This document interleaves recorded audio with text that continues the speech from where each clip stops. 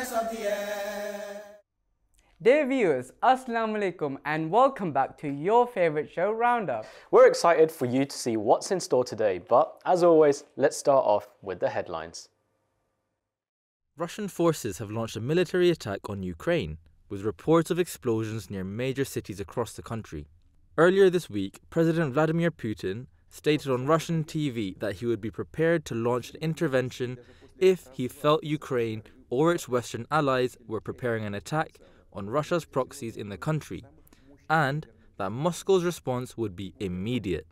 Shortly afterwards, attacks were reported on Ukrainian military targets as Russian military vehicles crossed the border in a number of places.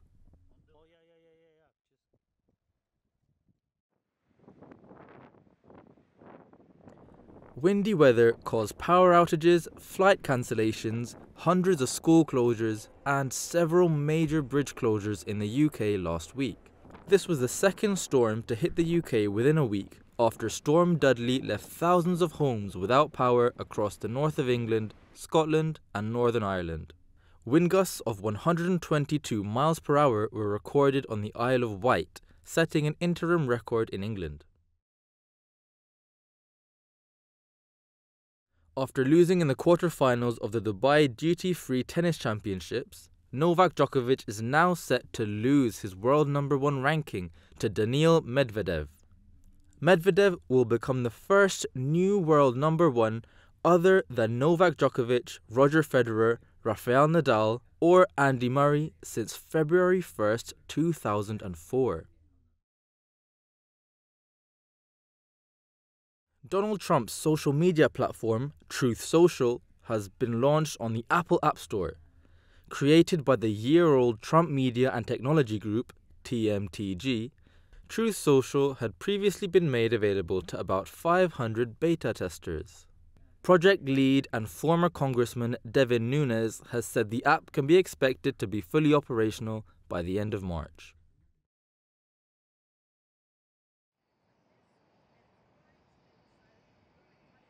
Australia has reopened its international borders after almost 2 years, marking a joyous occasion for many families. Hundreds of people began arriving at Sydney Airport earlier this week. According to new rules, double-jabbed visitors don't have to quarantine, but unvaccinated travellers will still need to do so at a hotel for 14 days. Water plays a vital role in our everyday life, from cooking and cleaning to growing plants.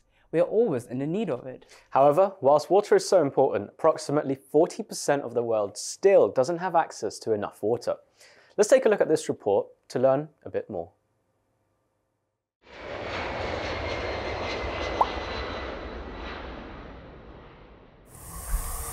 Have you had your 6 to 8 glasses of water today? Just a minute, I need a sip before I can continue. Drinking water can boost your concentration, energy levels, and improve your mood and skin. It makes up 70% of the earth and up to 70% of our bodies. Water is needed for washing your dishes, having a shower, watering your garden, and flushing the toilet. We need it for so many things. What would we do without it? About 40% of the world doesn't have access to enough water. That's about 3 billion people. So if water is everywhere, why are some people not getting enough? To find out, I spoke to an expert from WaterAid, a charity which helps provide clean water, decent toilets, and good hygiene to people around the world. So there are two main reasons that you get water shortages.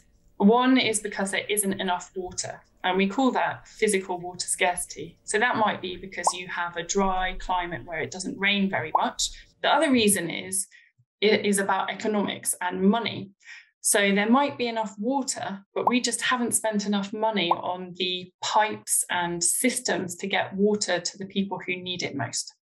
Why does water need to be purified to be safe to drink? So even when water looks clean or smells clean, it might have things in it that aren't very good for your health and can make you poorly. These things can come either from the natural environment, so for example, fluoride or arsenic that you can get from the rocks where your water comes from, or they can be things like bacteria, which can make you quite poorly if you drink the water. So how is water made safe to drink? So the first thing we might do to water is to filter it in some way. The second thing we do is we try to make sure that the contaminants in it settle out of the water. So you can add chemicals to water to make the contaminants or the bits of dirt in the water settle out. And the last thing we can do to treat the water is we can put a chemical in it which kills bacteria, a little bit like a kind of bleach. So it's these three main ways that we use to treat water. How can we be more responsible with water? That is a great question. So it might surprise you to know that some of the ways you can be responsible with how you use water don't actually involve water at all.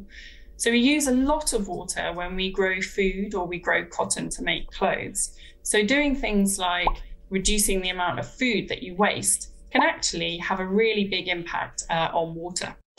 And then in your house or in your home, there are also other things you can do to try to use less water. So for example, switching from baths to showers. Thank you. Thank you very much. The Holy Prophet Muhammad sallallahu alaihi wasallam said, "Do not waste water, even if you are on a running river." It's the most precious resource in the world, so maybe if we don't waste it, there'll be more for everyone else. Jazakallah Razi for the informative report. We should all try to follow those tips and never waste water again. Well, now we go to Gunni as he gives us a summary recap into Hazur Ayyadullah Ta'ala bin Nasir al-Aziz's Friday sermon from this week. My dear brothers and sisters, last Friday Hazur continued to speak about Hazrat Abu Bakr, the first Khalifa of Islam. Did you know the Muslims owe it to Hazrat Abu Bakr for having paid the original price of the land on which the second most popular mosque of Islam, namely Masjid al-Nabawi, has been constructed? During this week's sermon, beloved Hazur mentioned one of the camels of the Holy Prophet ﷺ, which was given to one of Hazrat Abu Bakr's workers.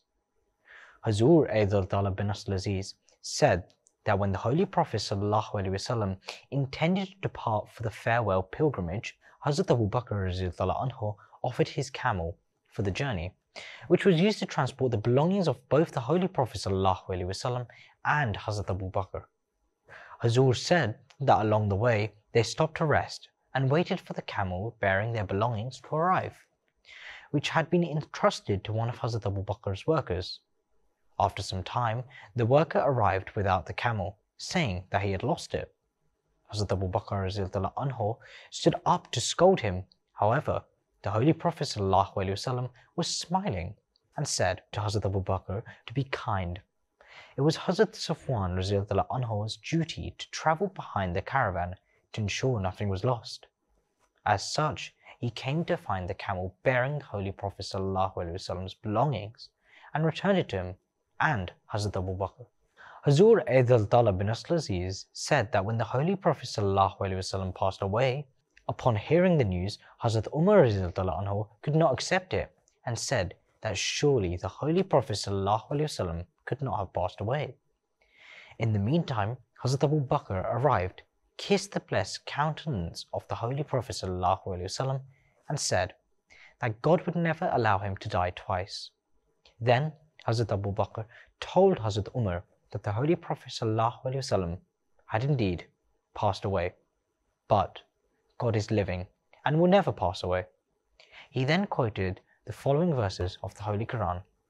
And Muhammad is only a messenger.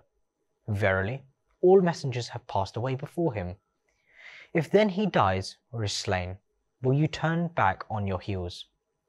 And he who turns back on his heels shall not harm Allah at all, and Allah will certainly reward the grateful.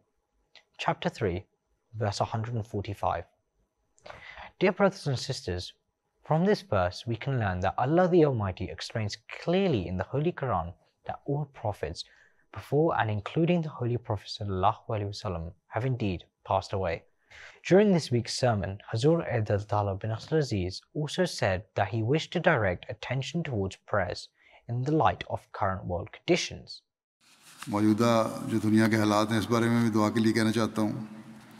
इंतहाई ख़तरनाक हो चुके हैं और हो सकते हैं बढ़ते जा रहे हैं। ये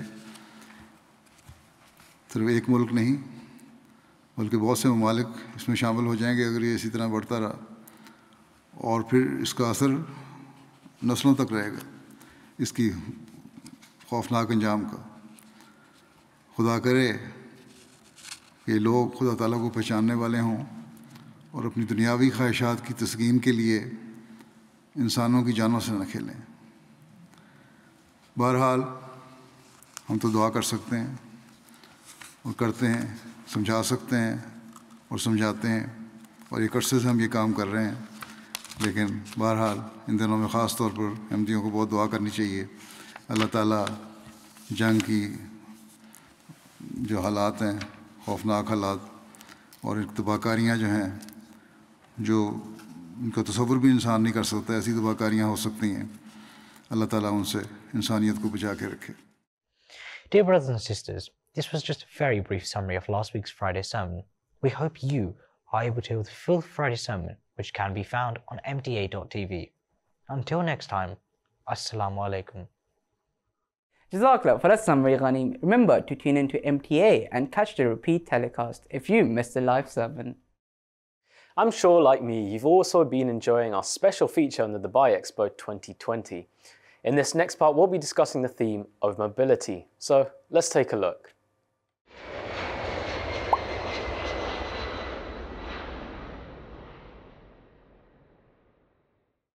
The Aleph Pavilion houses the Mobility Themed District, which explores horizons that drive human progress as mobility transforms the way we live and connect with people globally. For us, mobility is really the starting point of human progress, which is why we've called the experience Aleph, the first letter of the Arabic alphabet. So physical mobility combined with virtual mobility and psychological mobility aided by technology is really what brought us to where we are today. Visitors will travel from the 4,500-year-old trading settlement Saruq al-Hadid to a virtual city of the future. A 330-metre track runs both under and above ground to highlight innovative mobility devices. Mobility extends beyond Earth, with the latest developments in space exploration taking centre stage, including the UAE National Space Programme and the Emirates Mars mission. Other features include exploring 60,000 years of Australian astronomy and the dynamic, constant changing facade of South Korea's pavilion as visitors experience the future of smart cities. The pavilion also features the world's largest passenger lift, transporting 160 people at a time to the House of Wisdom in 9th century Baghdad. Onwards to 9-metre tall figures from the golden age of Arab civilization.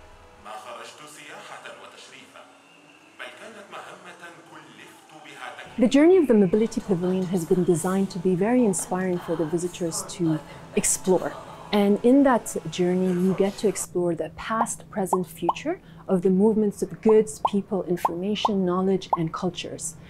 As a final conclusion to the Mobility Pavilion, we take you into the future, and you meet young people who are charting their paths for a future city, which is not only based on the fundamentals of buildings and infrastructure, but looks very closely on what else would make a happy city. So looking at things like well-being and health, and what else would be connecting people to chart a better future for all of us. And at the end, the message is, all of us have a role to play in charting our future, and you have a choice to choose your own future.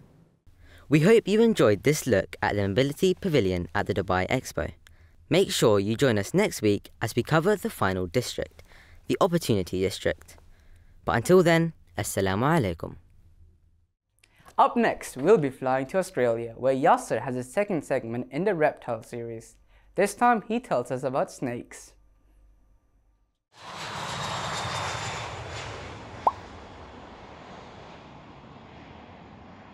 Found in most countries of the world, Australia is home to some of the most venomous snakes on the planet. They can be found throughout the country, from the scorching outback deserts to the beautiful coral reefs. Welcome to the second in our series on Australian reptiles, where today we'll be taking a look at a native Australian snake, the Darwin carpet python. But not just any Darwin carpet python, an albino one. This means it has a unique colour compared to the rest of them. So we're here with Sandy again. Thank you for joining us. Thank you. And today we're going to be talking about snakes. So what snake have you got here? So this is an albino Darwin python. So an albino has the pigments, doesn't have the dark pigments, so he is a special coloration. So he actually there was one found in the Northern Territory many, many years ago, and they've bred from that particular snake to come up with these. But as you can see, this coloration wouldn't go very well in the wild. So they eat warm-blooded animals. So if we have a look at his face, he actually has little heat sensors there. And so that helps him find his warm-blooded food of a night times. And yeah, so he eats warm-blooded things like rats and mice. And as they get bigger, they might eat a possum or something like that. So those grills on his face aren't teeth? No, that's a little infrared kind of thing to help him find things in the nighttime. It's pretty tricky, isn't it? It's pretty cool. That's cool. Very cool. Do you want to have a hold? I just got to untangle him. Maybe you'll just have to hold that half of him. That's scary. So just slow motion is very important with snakes. Just slow, gentle motion, open hands, and yeah, just let him go, but don't stress. Just very, yeah, that's okay. He's just looking where he is and checking out where he is. I've noticed that his eyes aren't like really moving. Like, do they blink or anything? No, they don't actually have eyelids. So they have a scale over their eye, but they don't actually have eyelids. So you never know if they're really awake or asleep. Do you want me to take him? Yes, thank you. Australia is home to more than 170 different species of snakes, with only a few delivering a deadly bite. It is important to note that snake bites are rare in Australia, with only a few serious injuries per year. A snake will only bite you if it feels threatened or scared. So if you ever see a snake, walk away slowly and yell out for help. Do not make any sudden movements, or the snake will feel scared and maybe it will bite you. Thank you for joining us. Join us next time where we will cover more interesting topics. Jazakallah, Yasir, that was really brave of you. I don't think I could even hold a snake. I mean, I've held a snake once before, but I am not doing it anytime again. And you know what? We hope you're enjoying this new reptile series brought to you by MTA Australia. And as always, we love hearing your opinions on the topics for each week. Here's what you had to say about this week's segments.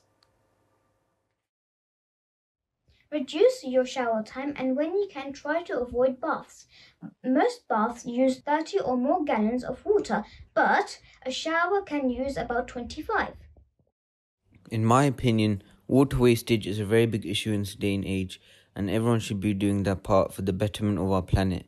One way you can play your part is by keeping the tap off whilst brushing your teeth. This way, water will not be wasted whilst you are not using it. A typical shower uses 5 to 10 gallons of water a minute. Limit your showers to the time it takes to soap up, wash down and rinse off. There are so many ways you can save our home, like washing the dishes. Just turn the tap off when you're not using it.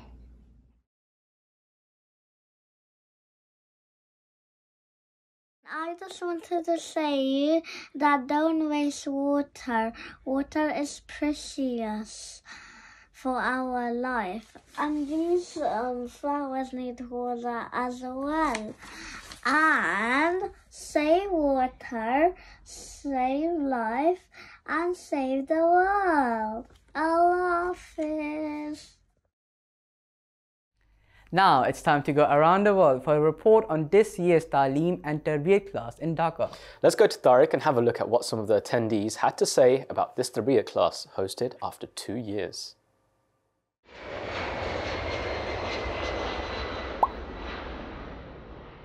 Talim Tarbiyyat class has its own importance for us. Our day-to-day life has become so busy, we don't get our share of religious teachings, and that is why we attend Talim Tarbiyyat Class once a year.